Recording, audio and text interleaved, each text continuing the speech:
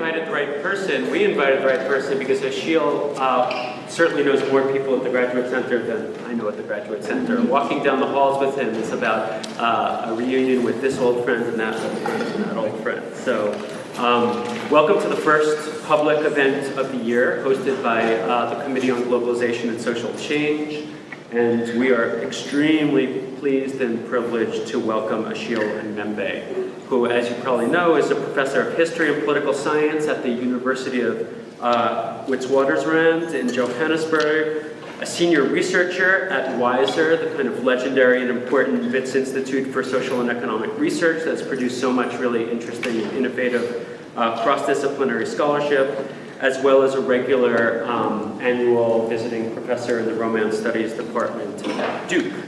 I want to let everyone know, it was on the announcement, but there will be, we always have this, we all go to talks and then wake up the next morning and have the thoughts that really occurred to us, so we tried to build that in, so we're having a kind of very informal Q&A session with Achille tomorrow afternoon at noon in the 5th floor Globalization Lounge. What's the room number? 5109. Very informal, unscripted, just a chance to sit around and kind of process this talk or anything else with Achille, who has been really generous about sharing his time. So, as a brief introduction, I really can't imagine a more appropriate visitor to launch our year-long examination of solidarity, politics, and ethics in a global age than Achille Mbembe. As so many of us know, he's a truly multilingual and cosmopolitan intellectual, variously situated in Africa, Europe, and the United States. His writings freely cross Anglophone and Francophone worlds, which we know is very rare, and relate specialized scholarship to very real-time public debates, which is what we were talking about earlier.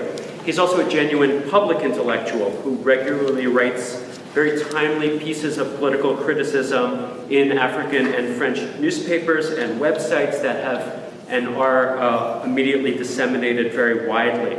Many of us are probably familiar with his analysis of the French banlieue uprising in 2005, and also his immediate and incisive critique of Sarkozy's infamous 2007 speech at the University of Dakar. Achille's instant intervention really set the tone for the worldwide critical response to that moment, and the fact that he kind of turned it over within 48 hours and had the courage to put it out there without a lot of reflection because it had to be done is just something that is very impressive and embodies how Achille always operates. So of course, also and perhaps above all, Achille is a critical intellectual.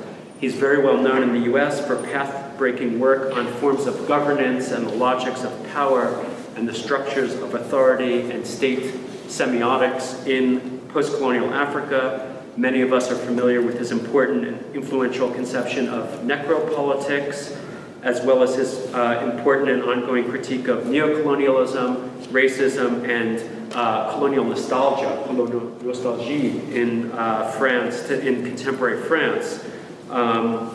His thinking is rich, challenging, diverse. Some of the strands that run through it are over and over. There's this commitment to linking critical theory to the social sciences, critical theory to worldly politics that are happening before us.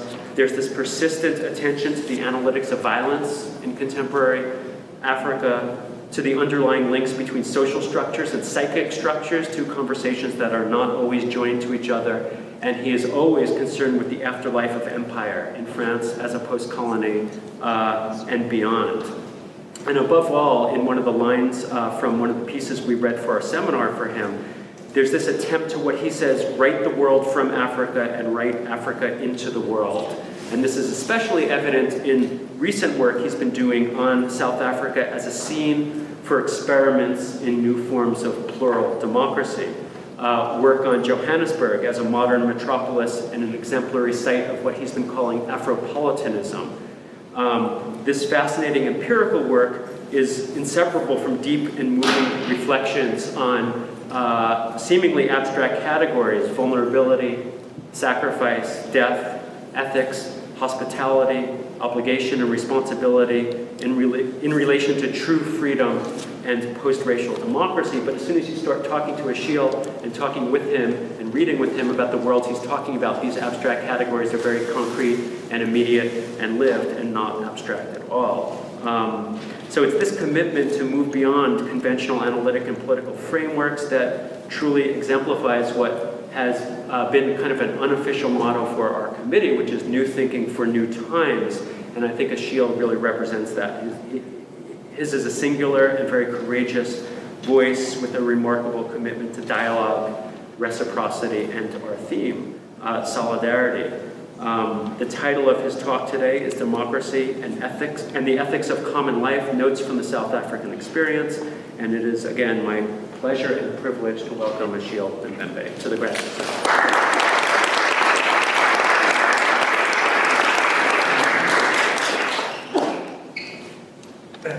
First of all, I would like to thank Gary for his very kind introduction. I would also like to thank the colleagues who attended the informal conversation this morning. And of course, you for coming to the talk. What I would like to share with you is not at all a full-blown thesis or argument. It is a set of plot lines, and I would like to share it in the spirit of something we could call a conjunctural analysis. That is an analysis that is provisional, mindful of its own limits. But more importantly, an analysis that is mindful of the fact that what we call South Africa is a complex, shifting terrain of struggles waged by a complex interplay of forces. Some of them internal, others external, some of them historical, others contemporary.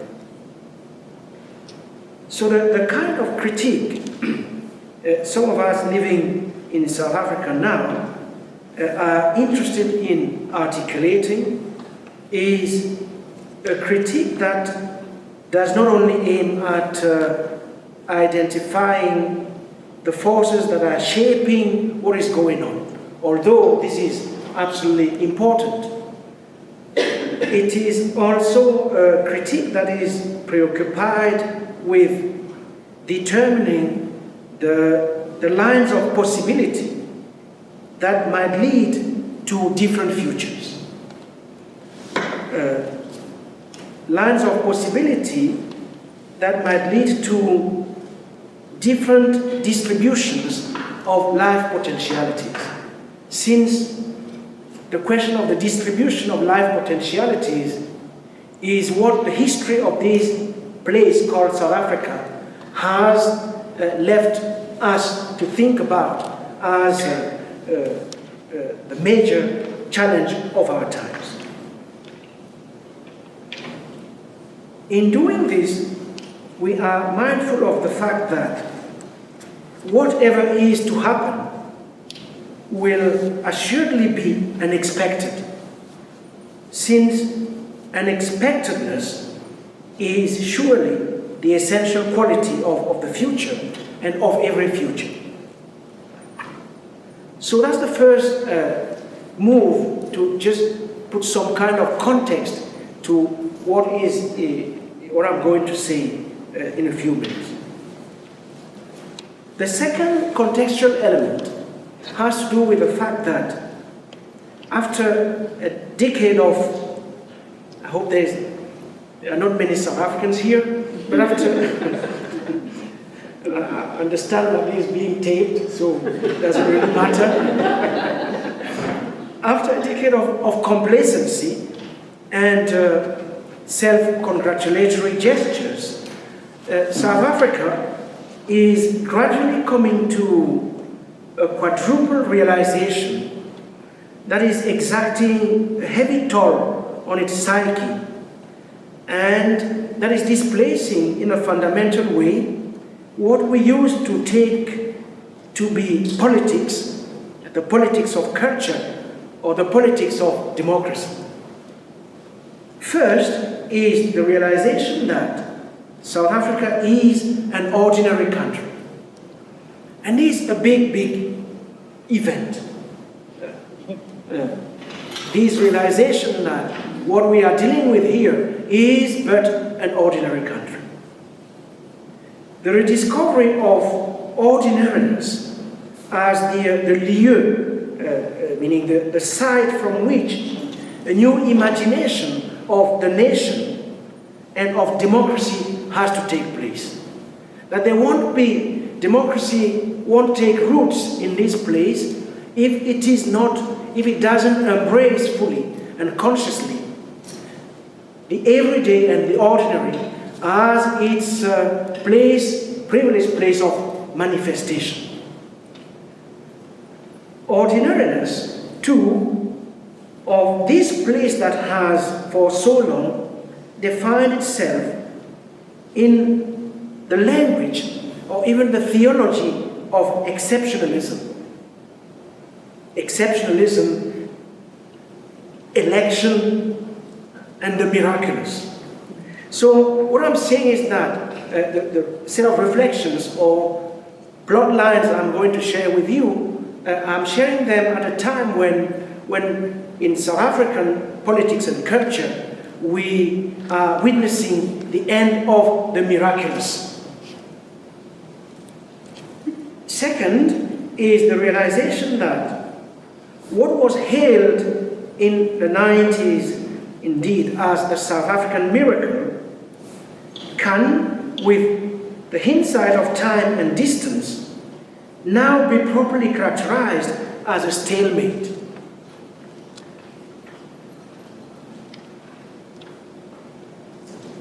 Which takes us away from the realm of the miraculous and brings us back to that of the struggle, of antagonisms.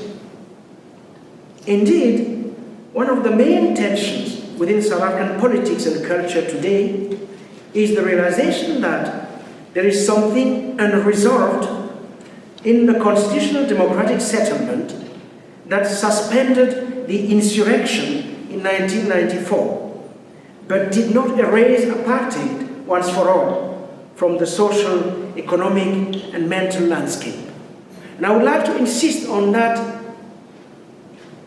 idea of irresolution, because to a certain extent it brings us back to politics, if only because politics is by nature the confrontation with that which is not resolved, that which is opened almost in an endless manner to contestation and struggle once again. Irresolution, on the one hand, I would also like to just highlight what I'm arguing is a shift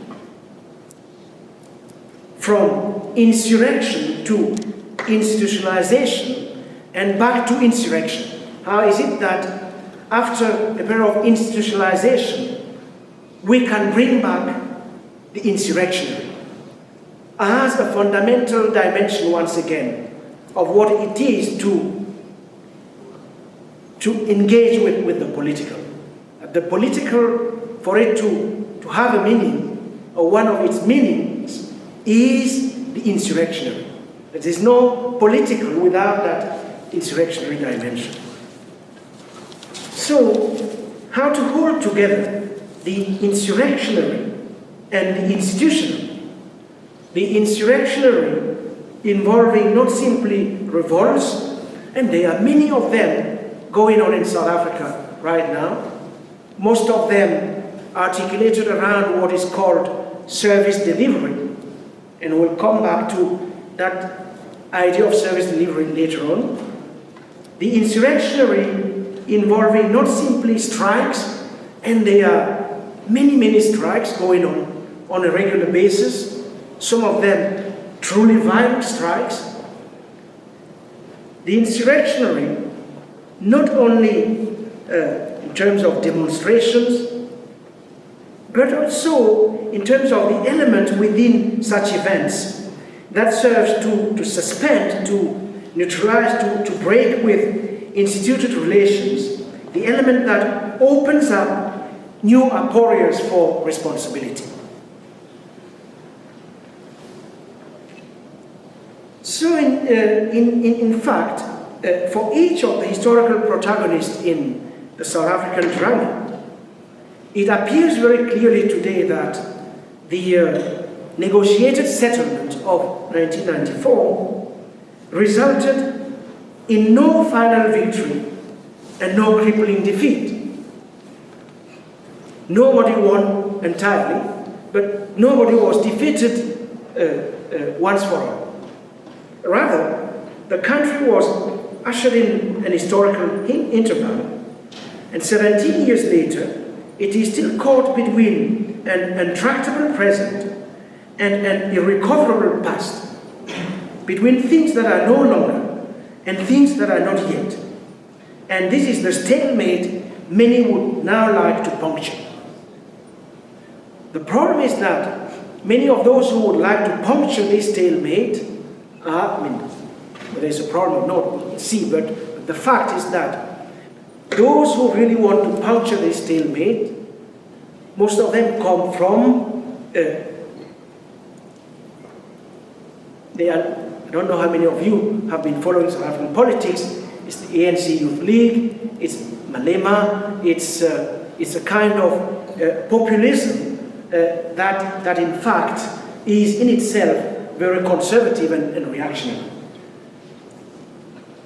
So that's the second realization that is taking a heavy psychic toll on the country.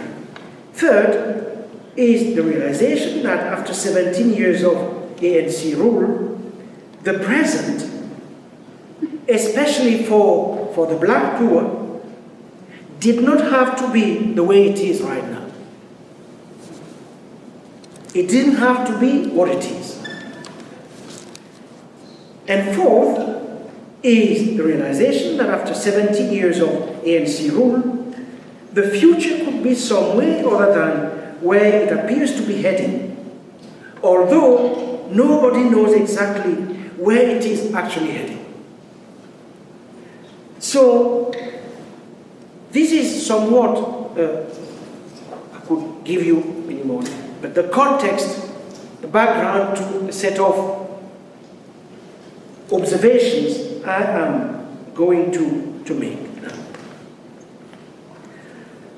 I'm making these observations, the ones that are going to follow,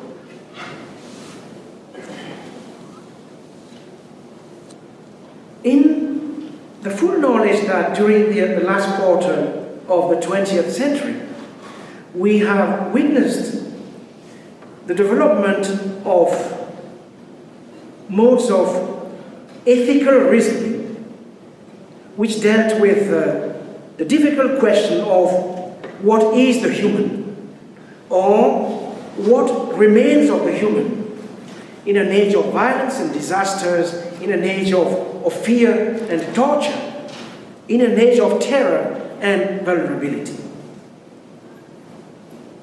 Propelled by the repetition of violent events and human-made catastrophes, this critique has, it seems to me, profoundly shifted the manner in which we used to define law, the relationship between law and life, the relationship between sovereignty and democracy. And it is now understood that if life itself has become the prime medium for exerting power, power in turn is fundamentally the capacity to control and redistribute the means of human survival and ecological sustainability.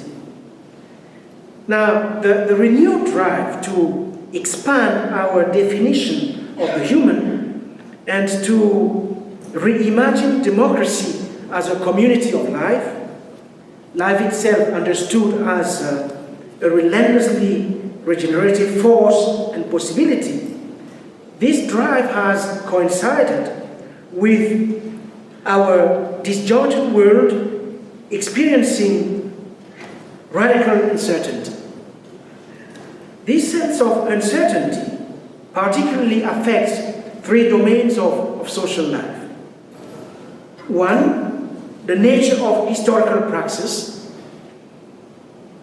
Second, the categorical foundations of experience. And third, the moral economies of signification. We no longer have ready-made answers to such fundamental questions as, who is my neighbor? What should we do with our enemies? How should we treat the migrant, asylum seeker, the stranger, or the prisoner? Can we forgive the unforgivable? Is there anything that can be considered to be so priceless as to be immune from sacrifice? If the possibilities of utopian thinking have receded, what are the conditions of a radical, future-oriented politics in this world, in these times? Now, what I want to say is that South Africa is a particularly revealing site from which to ask these questions, which, as I have just mentioned, are being asked anyway elsewhere under very different forms. The recent turn to the theological political being in fact one of them. So South Africa is a revealing site from which to reframe these renewed interrogations of democracy, of human, of life and possibility. And this for at least two reasons. I would just like to give you those two reasons. The first has to do with a long history in which the human has taken the form of waste. Here indeed, in South Africa, under conditions of colonization and apartheid, brutal forms of dehumanization have raised in the starkest terms possible the political and moral dilemmas of human difference. A pervasive dimension of capitalist exploitation, race in this case, was the scale by which people and their respective qualities were framed, and differences between them were formally established. I don't know how many of you have read Foucault's Society Must Be Defended. The last chapter, one of the last chapters of Society Must Be Defended, has to do with what Foucault calls the racial state. Of course, for Foucault, the racial state has to do with the Nazi state. Foucault is writing in the aftermath of his teaching, because it's part of lectures he gave at the Collège de France. He's teaching at a time when, in fact, the only actually existing racist state on earth is South Africa. But of course, he doesn't refer to South Africa. The racial state of South Africa was built on a very specific proposal of partition, division, balkanization, separateness, separation, that's indeed what apartheid means. Apartheid has to do with separation. It has to do with the desire to not live together, the desire and the will to not live together, to not constitute a community with those who have been defined as not belonging and not being part of us. It's a project of partition and vivisection. And all of this is done in the name of race. Race turned into law. And when turned into law, race operating as a privilege mechanism for turning black life into waste. That the travail race is involved in the specific historical context of capitalist development in South Africa. That travail has to do with turning the life of certain categories of people classified as black into waste. And therefore, you can see the argument I'm trying to make is that if indeed this is the case, the idea of democracy, for it to have any meaning at all, democracy has to be turned into a conscious retrieving of these lives from that long history of waste. And that is what is at stake in the South African experiment in democracy. So, perhaps to a degree hardly achieved in the rest of the continent, the human has consistently, here in South Africa, taken the form of waste within the peculiar trajectory race and capitalism espoused in this country. Now, traditionally, you will ask me what is waste. Traditionally, we speak of waste as something produced bodily or socially by humans. In this sense, waste is that which is other than the human. That which is, to use Bataille's terminology, that which partakes of excretion. Excretion being, and this is my addendum to Bataille, a manner of expenditure, if you want. Expenditure really in the Bataillean sense. Traditionally too, we speak of the intrinsic capacity of capitalism to waste human lives. And Marx in particular characterizes capitalist production as thoroughly wasteful with what he calls human material, just as it is with material resources. He makes this distinction between human material and then material resources. I quote him, "It squanders human beings, living labor. It squanders not only flesh and blood, but nerves and brain, life and health as well." Now, in the South African context, where race became, in and of itself, both a force of production and a relation of production, we need to read, as suggests, the logic of squandering Marx speaks about. We need to read it as operating within two interrelated spheres.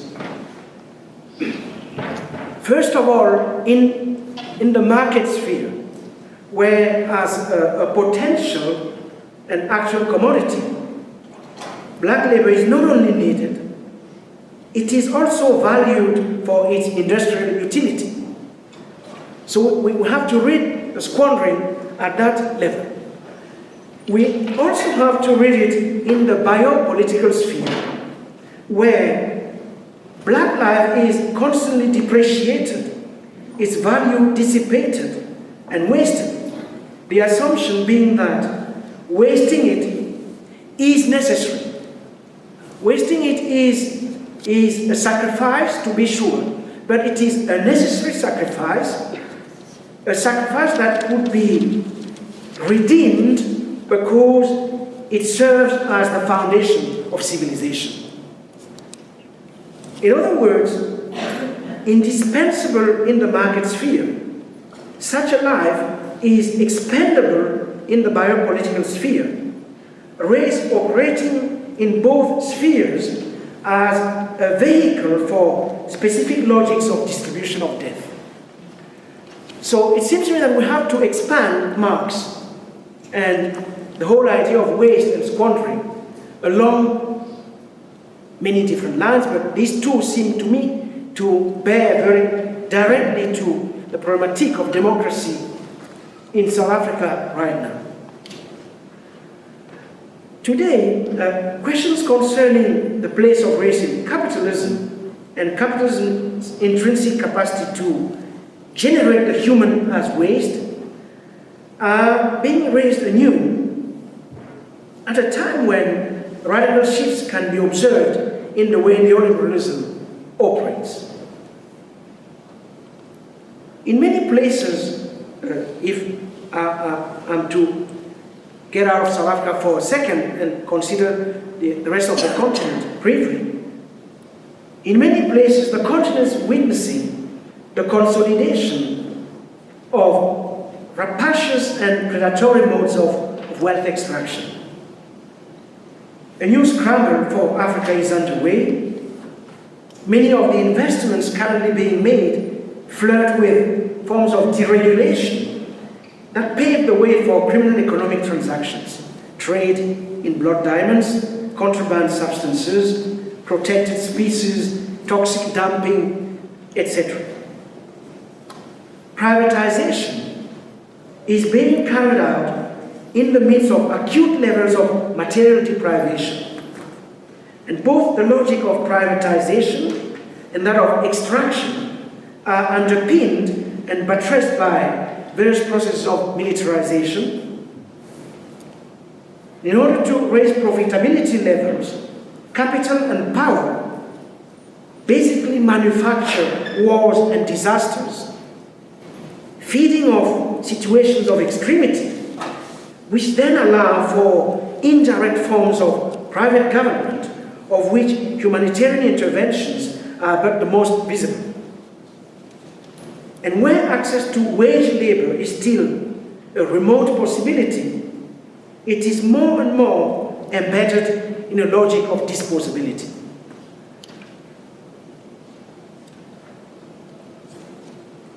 Logic of disposability in the sense that, as we were discussing this morning during the seminar,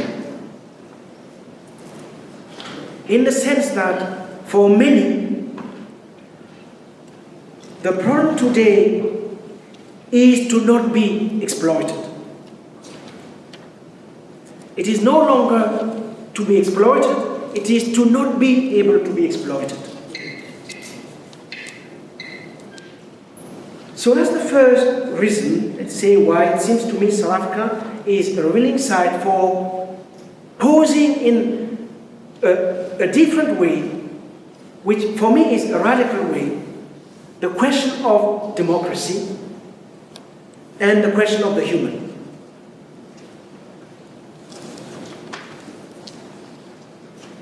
There's a second reason,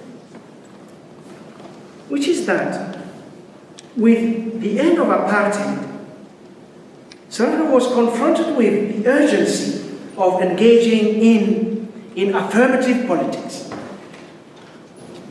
in lieu of the politics of insurrection and destruction of the years of racial segregation. Affirmative politics required the production of social horizons of hope. And that is what the Reconstruction and Development Program that was put forward by the first Mandela government was all about. It was quickly replaced in 2 years later, in 1996, by a new economic policy called GEAR, Growth and Redistribution something. So the shift from reconstruction to growth and redistribution, with the evident fact that 17 years later, South Africa is one of the most unequal societies on earth. So clearly, redistribution hasn't taken place yet. But the creation of these social horizons of hope was there as a conscious, deliberate project. We could also see it in the experiment called the Truth and Reconciliation Commission. The Truth and Reconciliation Commission has been dealt with in the literature, mostly in terms of, under the category of transitional justice. Philosophically, it has also been dealt with under the kind of questions I was asking a few minutes ago. Who is my neighbor? How do I treat my enemy? Are there things that are unforgivable? Derrida, for that matter, did write some very illuminating pieces on this. I have to say that today, it's not that people have forgotten about the Truth and Reconciliation Commission, but it does not hold any longer the kind of sway it did hold in the late 90s. Rather, a new kind of différent has emerged, around which very troubling questions are being posed. Of course, there have been damage, instead of wrongs, no.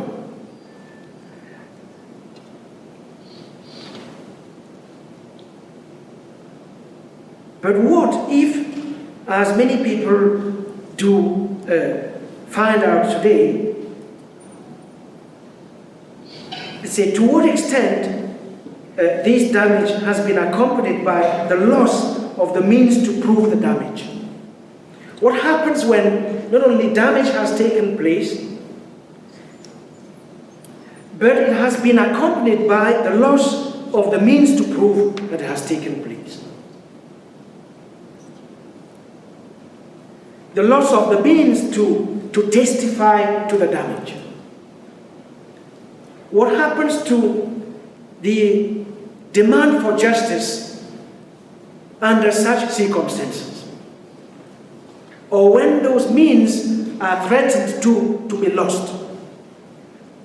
The means to testify to the damage are threatened to be lost by all sorts of factors, causes, some of them by the government, the liberation government itself. What happens to the concept of litigation in that context? Is it that when those means are lost, we are facing a différent that is no longer a matter of litigation? Or is it a kind of litigation in which the plaintiff, I don't know whether that's an English term, risks being divested of the means to argue? And therefore everything takes place as if there were no damage. Which is the question of, flowing question basically, it's not enough to say I'm a victim. One needs to have the means to establish that one is a victim. And a different equation ensues when too many people are deprived of the means to establish that they have been victims. In addition to inventing a different modality or relation to victimhood itself. And therefore, if we want to make of democracy an ethic of common life, what I'm suggesting is these are the kinds of questions we have to address, in addition, of course, to basic political science questions, institutions, checks and balances, civil society, market, and all of that.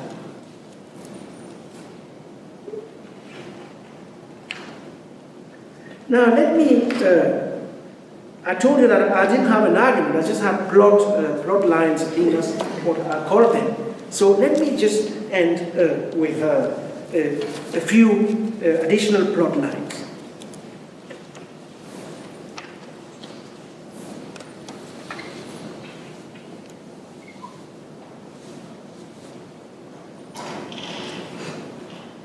A lot of what I have put forward, it's a set of uncertainties. I just would like to, not to temper the uncertainty, because they are there, but to add something else. A fact, which is that there is substantial evidence that during the last 17 years,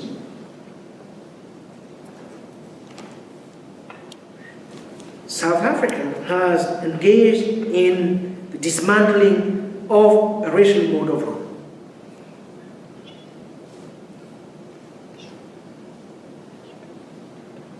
It has become a model. It might not yet be recognized as such, but it is, if one pays attention, it is a model of how to strike down race-based frameworks of citizenship and the law, while striving to create racial equality through positive state action.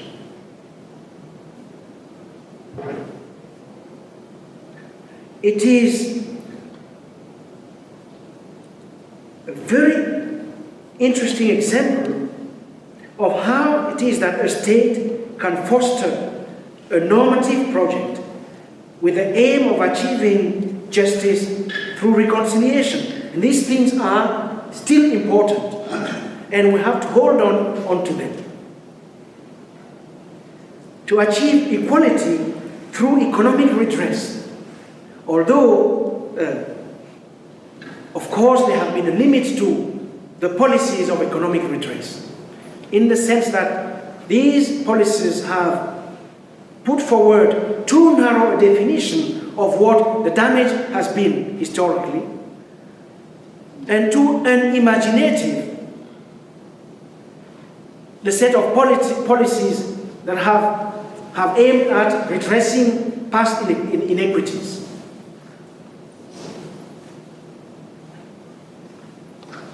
A model, once again, of how to achieve democracy through the transformation of the law, the restoration of a variety of rights, including the right to dignity. That the right to dignity is the architectural cornerstone of South Africa's constitutional culture.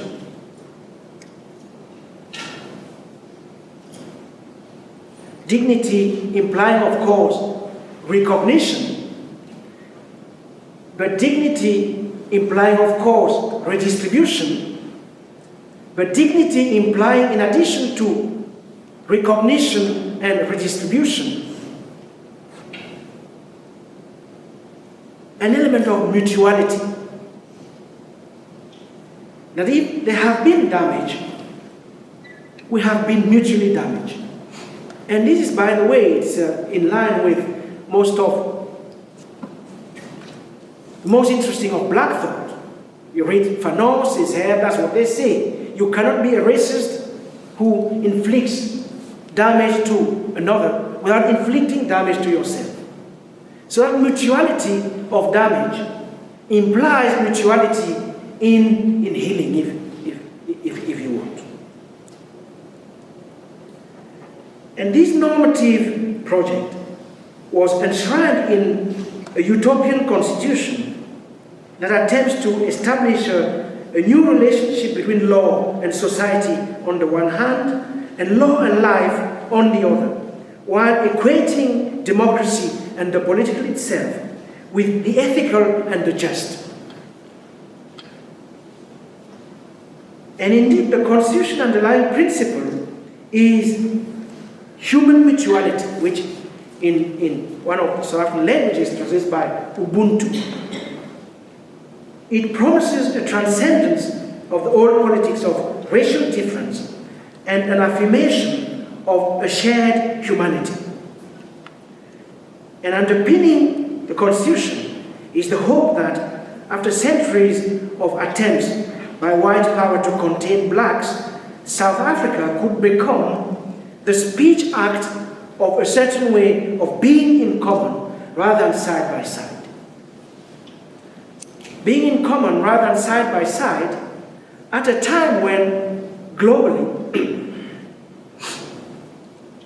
our world is experiencing renewed forms of balkanization. At a time when not many want to live with, people don't want to live with others any longer. They want to live among themselves with their colors.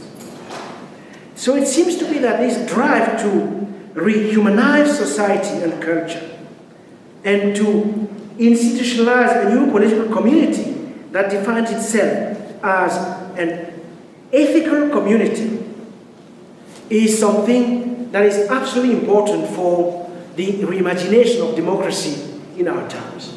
Thank you.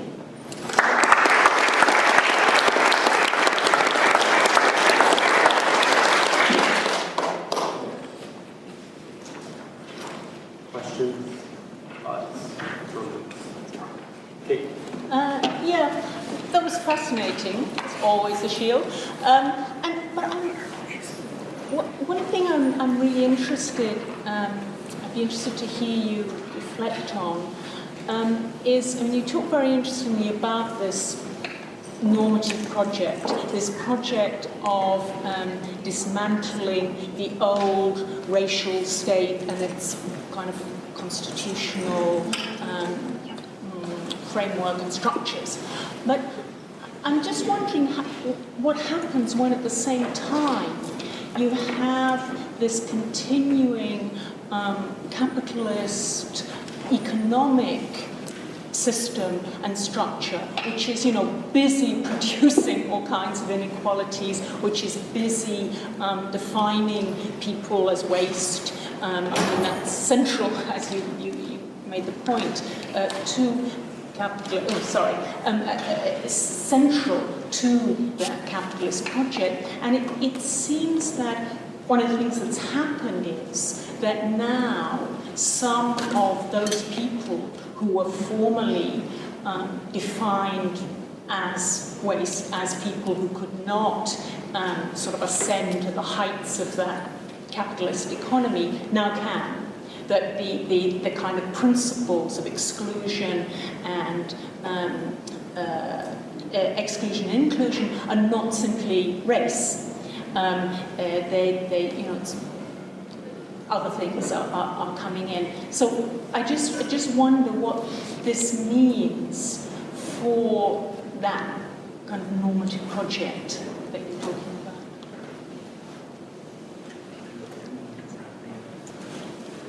Good question. Yeah, so we could collect a few questions. Thanks. Thank you, Achille, for a really provocative talk. I would love to hear you reflect some more on ordinariness. I found that completely striking at the beginning of your talk. And I'd just like to hear more of what the ordinary consists of. So I think I understand that the sort of miraculous reconstitution of South Africa from the apartheid state to the post-apartheid state, that's over. But what makes South Africa ordinary in your view or in your view of others' views?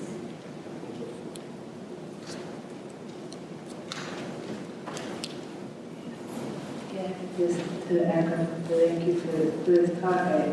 I guess I'm also just interested At a certain point, when you're talking about sort of expansion, how Marx is conceiving of the category of waste, and one thing that I'm really interested in is just this question of, you sort of trace the way in which you ask the question of like, what are the damages occurred when race is institutionalized and becomes a mechanism to, in the case of South Africa, lay sort of black land to waste.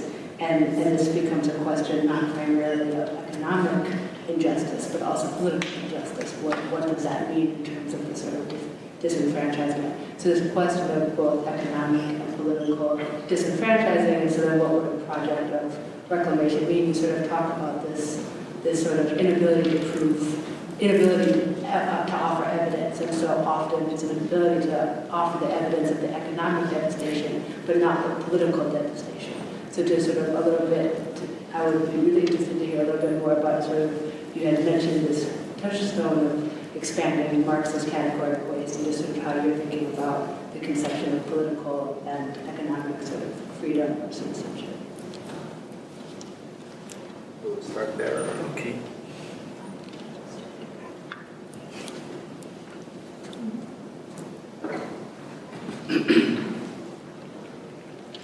Actually, there's a bit of a follow-up on her question about the ability to prove the damage, because I thought that was a very interesting idea when you talk about what litigation means in these contexts. And I mean, in a way, the way I understood your argument, this notion of turning black life into waste is actually a condition of victimhood in South Africa. And of course, the basis to prove that in the context of litigation, I mean, I think that's a very interesting question. I mean, thinking about the contemporary context, not just the TRC, or kind of the formal possibilities that that space offered. But I'm really interested in this idea of what is the possibility to prove the damage, but also how as part of a particular legal framework.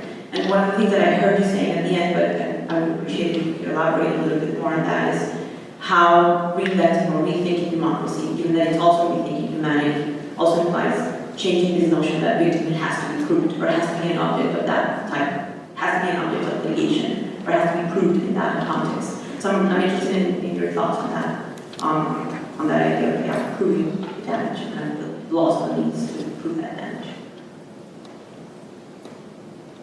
Okay.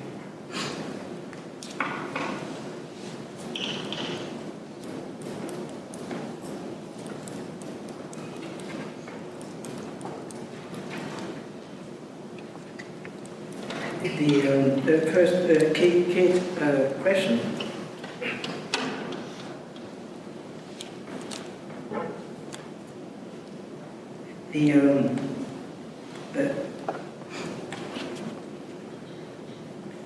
The fact is that the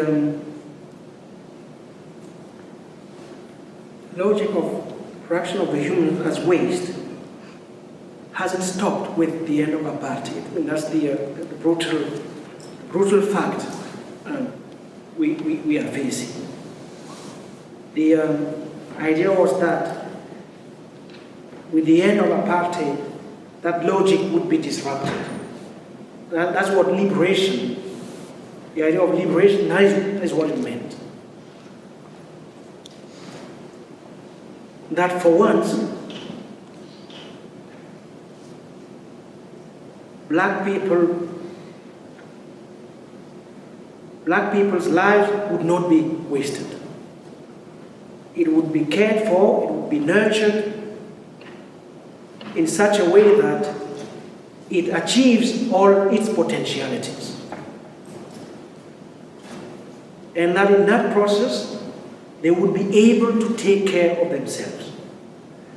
And in taking care of themselves, they would be able to build a political community that would be free.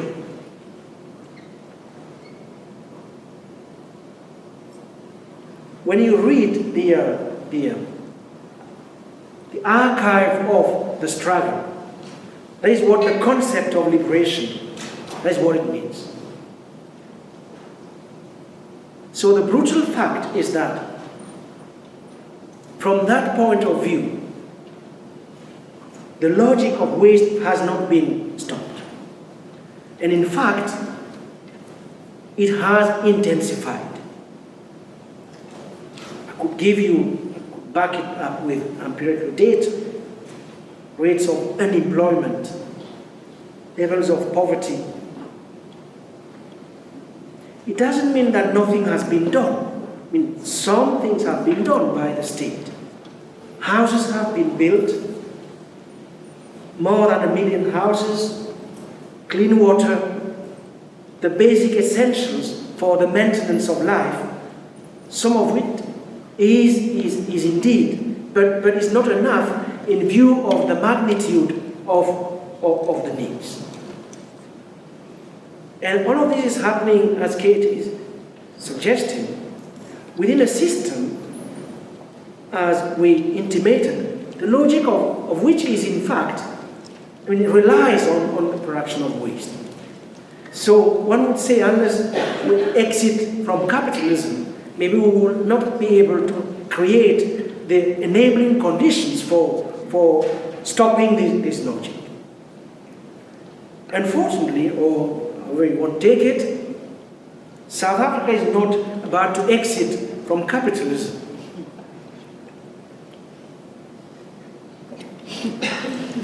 I'm trying to look at the political landscape, the forces, social forces that can master some weight, strength, advocating the exit from capitalism are very marginal.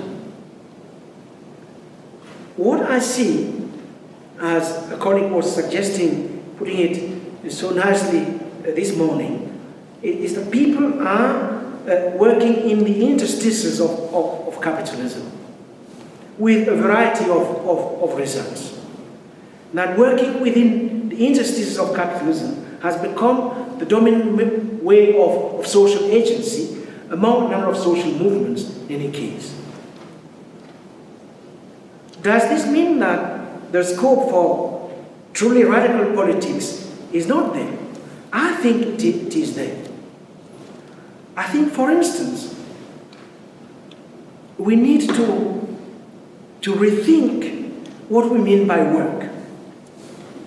When we say 40% of the population is unemployed, it doesn't mean that they are not involved in some colossal labor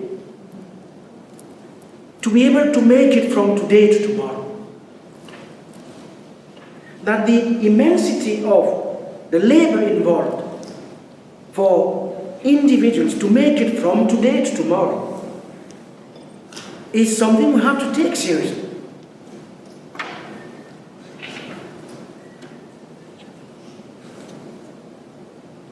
And act upon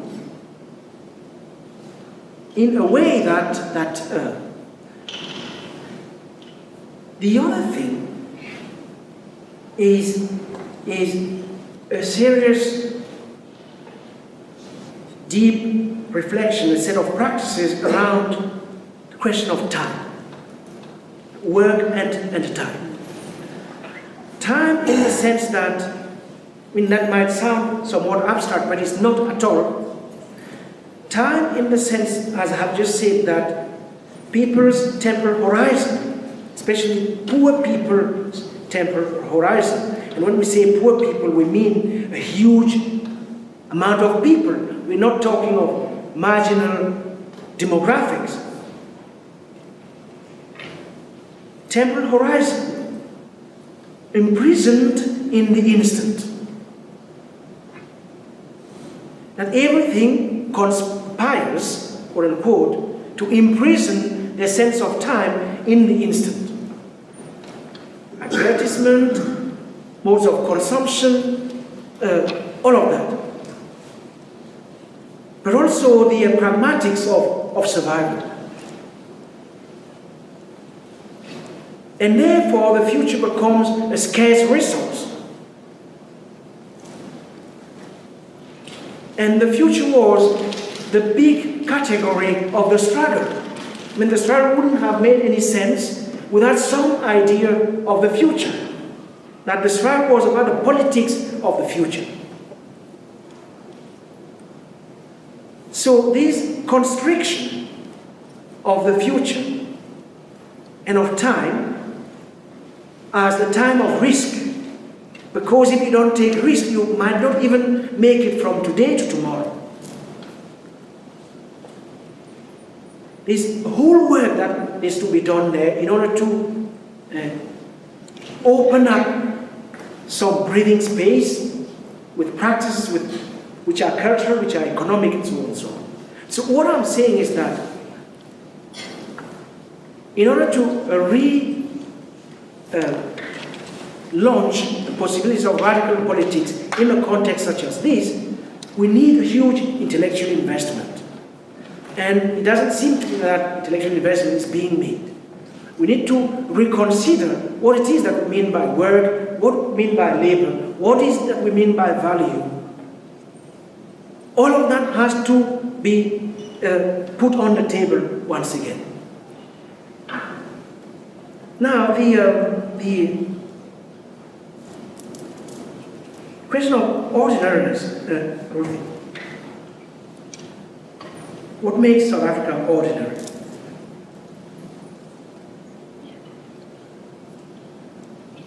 Okay, first, the country has always imagined itself somewhat as apart, as exceptional. And Apartheid was a European country in Africa, which means that, okay, you were in Africa, but in fact, whole mindset was somewhere else.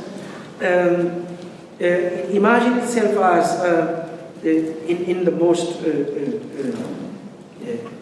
grotesque ways as inhabited by people who had been the object of divine election. So the distance between election and selection being really very short, as we know.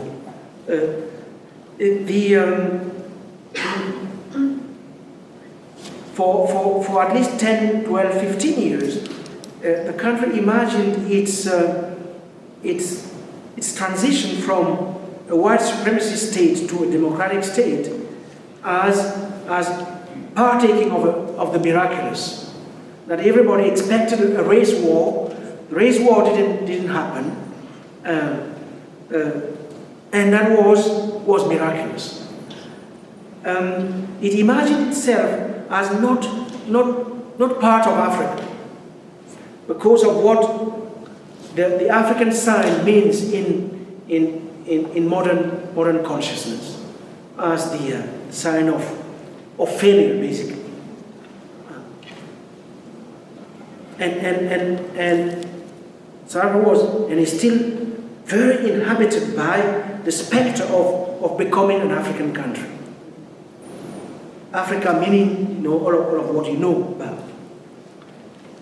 So we don't want to be like Africa. So people ask, are you from Africa? We ask them, but where are you from? And we are all, as far as I know, South Africa is in Africa.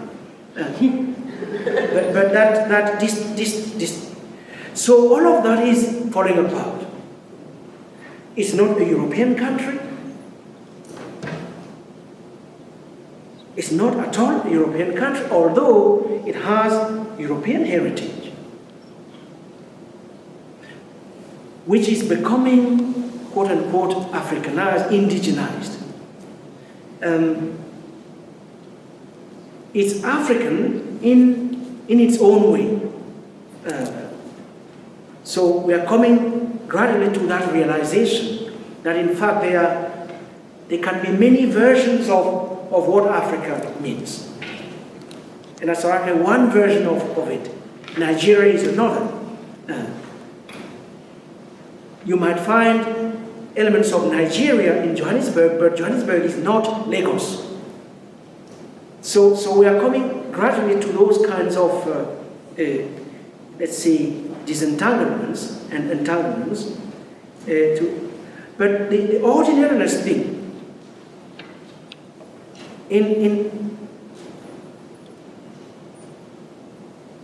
it really has to do with the effort to identify the sites and instances and lieu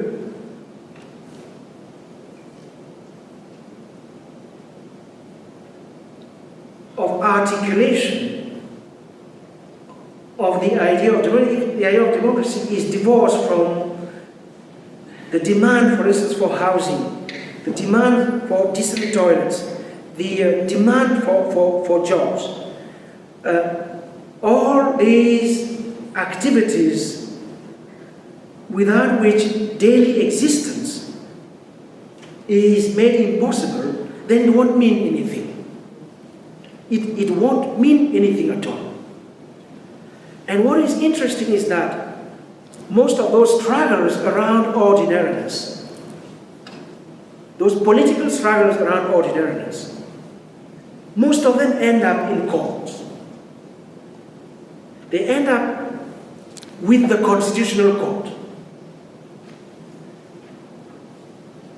Which means that the law itself, the legal system, is becoming, it's a terrible word, it's called inculturation. Inculturation means the grafting of culture in the messiness of everyday life.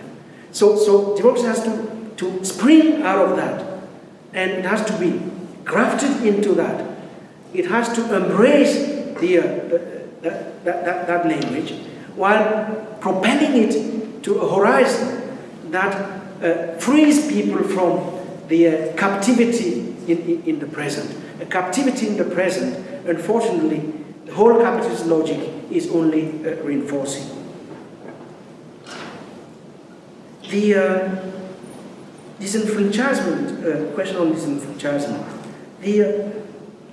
The tension today is a tension between, on the one hand, economic disenfranchisement and political recognition. I mean, from the point of view of the Constitution, these are citizens. And because they are citizens, they can make a set of claims on the state. And the state accepts these as legitimate. So you have this tension, which makes it such that we cannot really talk about radical disenfranchisement, because people still have they have rights, they still have a stake, if you want. It might not be material as such, but they have a stake in the functioning of democracy, in the preservation of that platform from which they can make claims on the state. So a lot of struggles really are about preserving that platform in a context, once again, in which we have moved from a position of where the black poor was indispensable because he or she was needed to do the work. Indispensable, although expendable. We have moved from that to a situation where he or she risks to be simply expendable and no longer indispensable. Otherwise, a question of the proven damage.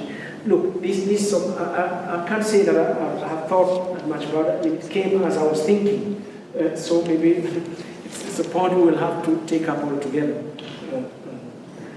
It just strikes me that we are moving towards that kind of situation in which the demand for redress is made more and more difficult because somewhere the means to prove the damage, those means are no longer democratically shaped. Only some have those means, and the poor are more and more deprived of those means, and that makes the whole question of litigation even more painful. Yeah. I have a question on this. I'm sure I'm not the only one here impressed by the fact that the kind of intellectual labor you're saying needs to be done is exactly what you're working so hard to do in terms of thinking our way beyond this impasse. I want to kind of take up some of your terms, because I think this, and this follows from our discussion, this morning. I think thinking mutuality as the kind of ground of democratic politics, as the starting point, is enormously fruitful and exciting. But of course, it immediately raises questions about the grounds of mutuality, the condition of possibility of mutuality. So at some point, at the very end, you kind of slipped up in common humanity. And I guess I quickly wondered whether there's a difference between saying mutuality flows from our common humanity or something like from our common predicament. Or in other words, does mutuality with regard to the neighbor stem from the fact that my neighbor is also human, or the fact that my neighbor's not moving, not going anywhere? You know, it has to be, and does it matter? Are there different ways of saying the same thing, or does it matter? Like another way of putting the same kind of question to take up your common life term, you have this wonderful formulation of democracy as an ethics of common life, or an ethic of common life. And this morning, we had a smaller seminar with Achille, where we kind of started working with this idea of common without sameness, or commonality without having to be the same or sameness. So that immediately raises the question for me about what is or should be common in that ethic of common life. Is it a common territory, a common history, common destiny or future, values, or simply, as you say in the talk, the fact of being damaged? Right? I mean, I think both of these, this idea of mutuality or commonality without sameness is enormously fruitful, and starting with the condition of mutuality or the history of entanglement as you do, rather than, for example, abstract humanity, is really interesting. But I am wondering about, especially because, as Kate was saying, the portions of your talk about waste and squandering are so powerful, so the kind of imaginative and political leap, which I think needs to be done, of moving from that kind of human waste to mutuality is huge. So it raises that question of how we figure mutuality and how we figure the common. That makes sense. Yes. Wonderful talk. You ended in a almost poetic way talking about a democratic politics that is also ethical. And in your answers to various questions, you've spoken about a radical politics and a radical ethics. Now, it seems to me, unless one helps oneself to a bunch of very convenient assumptions, a radical politics and a radical ethics need not pull in the same direction. I think of a radical ethics as one which might involve sacrifice, singularity, not be dependent on mutuality, not be dependent on reciprocity. But a radical politics may actually require these very things. That is, mutuality, reciprocity, recognition. And so I'm curious, is there I'm curious precisely because I'm sympathetic to this idea, but I feel, there is a very kind of rough interface, to use another term, between a radical ethics, the sort that, let's say, Levinas has in mind, and a kind of radical politics. They just don't fit that easily. And I'm wondering if you might reflect on that for us.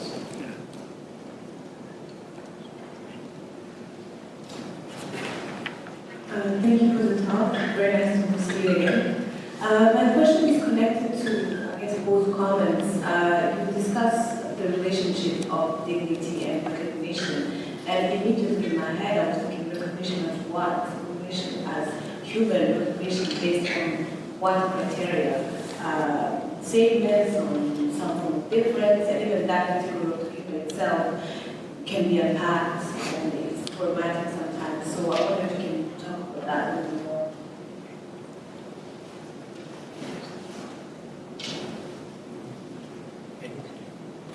there.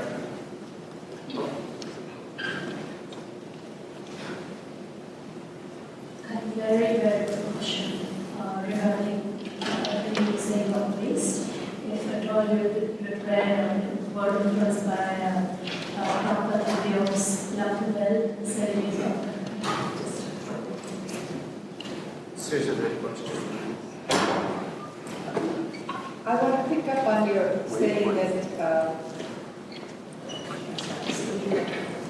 I want to pick up on your saying that we have to totally rethink what work is, what time is. And I'm thinking that's extremely important because I think that might get us out of the kind of sigh of frustration that many of us feel when we know that capitalism, the capitalist system, is a big problem, but we don't want to lose the enormous political, theoretical, theory, practice, nexus gains that we have made since we broke with that model in the 1970s or 60s, 70s, whenever we did it, or some of us did it one time or another, and some haven't, and this and that. But I'm thinking that a lot of work. I have some graduate students who have been working on rethinking not only what capitalism is now or would be, but what it ever was. And if it is understood as something that has never had a colonial outside, or a different economic system outside, but that in fact one has to rethink what all of the terms of capitalism mean as already a global system. And some of the work has been really extremely interesting and not self-evident, although when I say this, you can imagine easy answers to that research question, but they're not so easy. And if one does that about the past, and then if I pick up on Gary's notion of our common situation, and then I think of the phrase that is enormously moving wherever we find it. We are all Armenians in Turkey, or we are all Palestinians, and we are all South Africans. This gesture of this affirmation of community, if you will. How much of the in common may have to be, and this will go against your first sentence I was this morning, which was belonging. Maybe the nation doesn't belong. Maybe the whole past of history is in common. Maybe, if maybe the commonality has to be thought at a very, very basic level, and some of that work can be historical. Just seeing that, it's not just like it's not just like the history of globalization or world history, nothing like that. But that the categories that we need for critical analysis have always been thought too short, as Europe in the forefront of the rest, starting with the underdeveloped literature, but going way beyond that, because when you talk about work, it's not just unpaid labor of housework of women in the household, although that was the start. But work means simply surviving, whether you're collecting plastic bottles or begging. It's work. So I thought that was extremely provocative.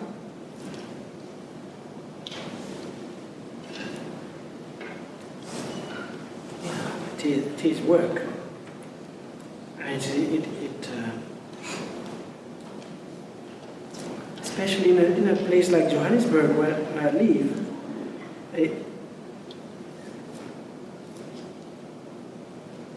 and first of all, because of the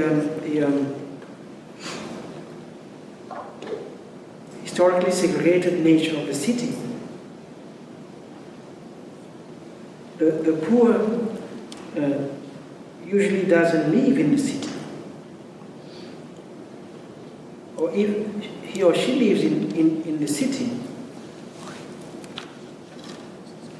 he or she is part of a kind of floating population that has no address, has no from within the modern grids of a city. There's no address. I mean, it's not number 11 Cornwallis Street doesn't exist. And the poor, this means that the poor has to come from somewhere outside of the center of the city. And usually the poor has to walk. So there is an expenditure of energy. I mean, first of all, to walk as a beggar or as somebody who sells cigarettes at the corner of a street, a way of have to recognize the street, find out exactly what is the best placement, and spend a day there. And I have on the way from my house to the university, have a major intersection. A disabled man, I don't know how old he is. He hardly speaks, but he has been selling newspapers there for the last 10 years. Every single morning, he is there. And he doesn't leave until he has finished selling his newspapers. So that is his office. His office is the intersection. And you do have people like that who inhabit those spaces, wakes up in the morning, go there, spend the day trying to sell something or get something, and it's a lot of energy, but it's also a lot of expertise. I'm sure that if this man could talk, if I could talk with him, I would find out that he has accumulated over 10 years a certain amount of knowledge about how is it that you make it. So how do we build on those kinds of knowledges, that kind of expertise, in order to lift people out of, help them to lift themselves out of terrible situations? That's the kind of work that we need to be doing. The question of mutuality, the grounds of mutuality, and there are many grounds. Some of them are historical, others are, and as you yourself say, Karen, the fact that the neighbor is not going anywhere, that the stranger is here, and he's not living. You can have all the xenophobic attacks you want. The stranger will be with us.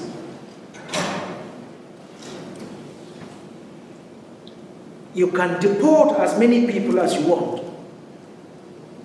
You drop them on the other side of the border in Zimbabwe, the next thing they do is to catch a train and come back. So you won't get rid of them. So if you won't be able to get rid of them, we have to find a way of living with them. That element of ground of mutuality, which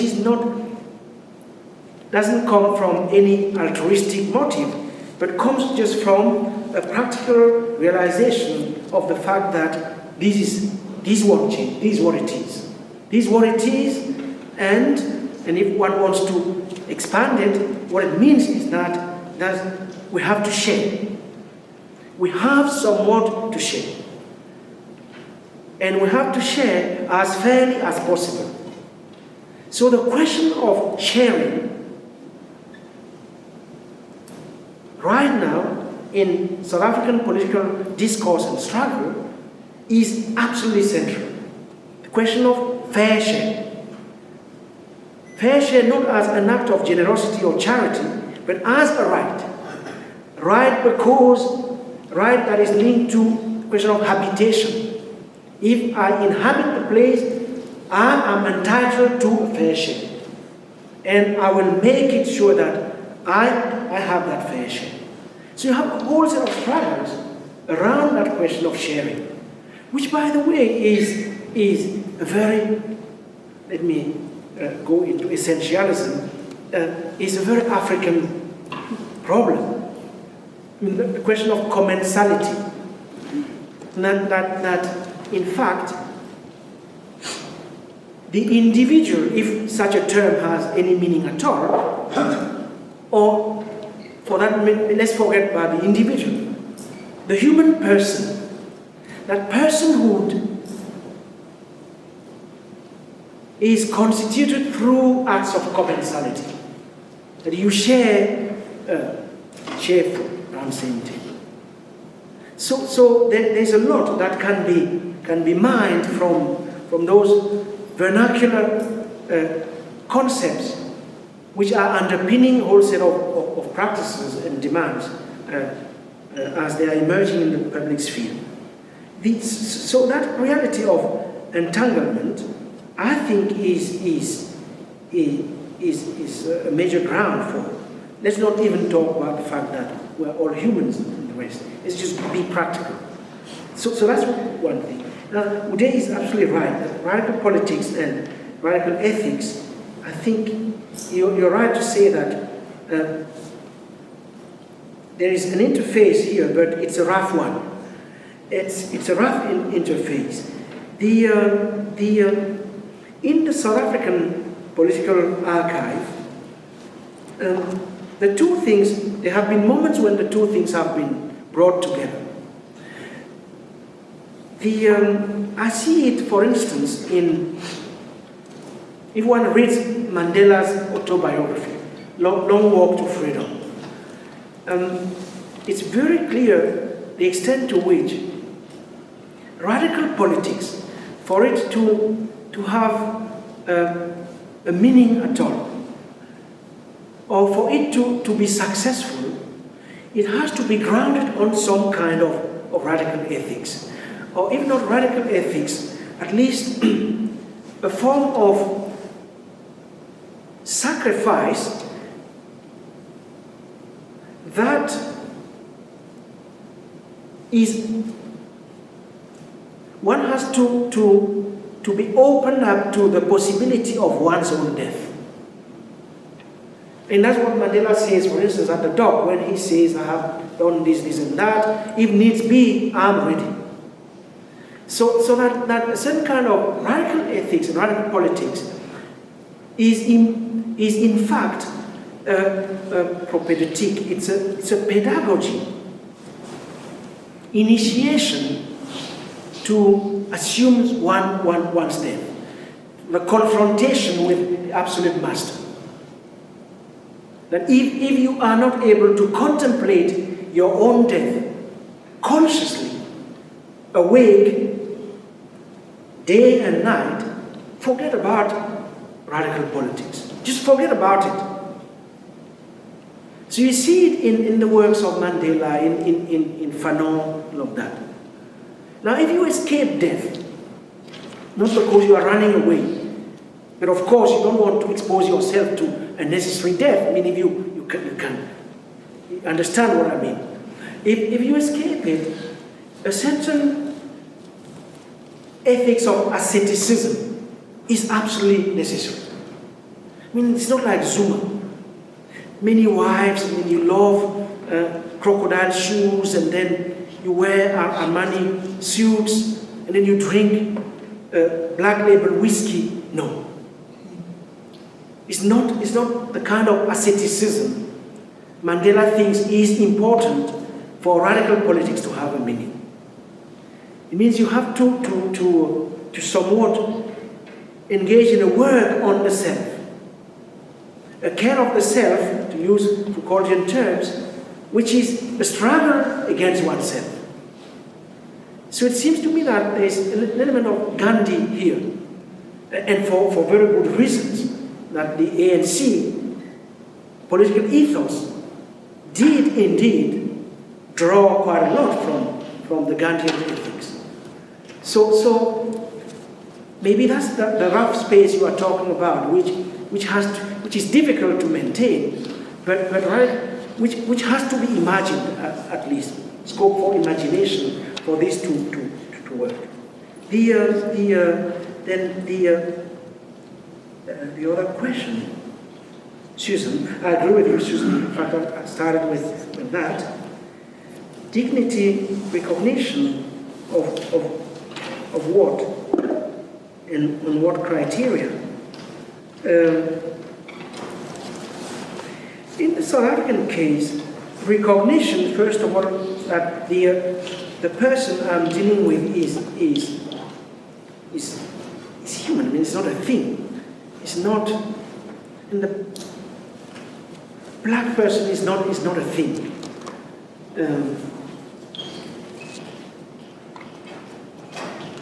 The black person is a human person. It's a tautology. So first of all, recognition of tautologies.